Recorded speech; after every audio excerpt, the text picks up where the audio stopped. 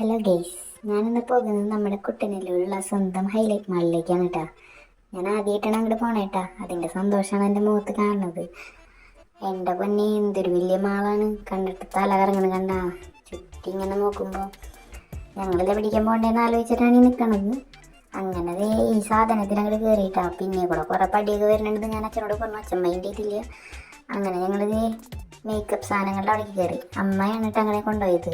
അപ്പോൾ നോക്കിയപ്പോൾ കുറേ ആൾക്കാർ അവിടെ ഇങ്ങനെ കിടക്കണം. എന്തൊക്കെ സംഭവം ഒന്നും മനസ്സിലായില്ല. ഒരു ബസ് പോണ്, അത് കാണാൻ നല്ല ഭംഗിയുണ്ടായിരുന്നു കേട്ടോ.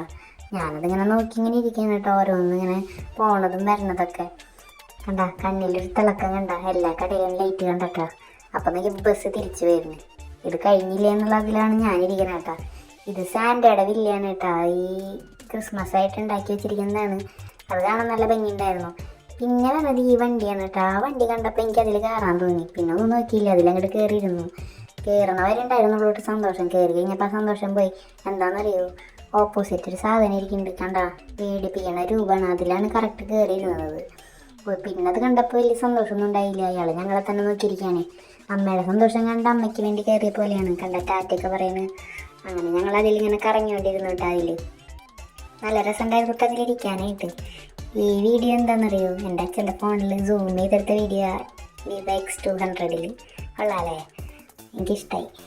പിന്നെ അത് കഴിഞ്ഞപ്പോൾ ഞങ്ങൾ അവിടുത്തെ പ്ലേയാസ് ഏരിയയിലേക്ക് പോയിട്ട് പ്ലേ ഏരിയയിലേക്ക്. അത് നമ്മുടെ സ്വന്തം പേളി ചേച്ചിയാണ് ഇനോഗ്രേറ്റ് ചെയ്തത്. അവിടെയാണെങ്കിൽ കണ്ടിട്ടും തീരാത്തത്ര സാധനങ്ങളാണ് ഉണ്ടായിരുന്നത്.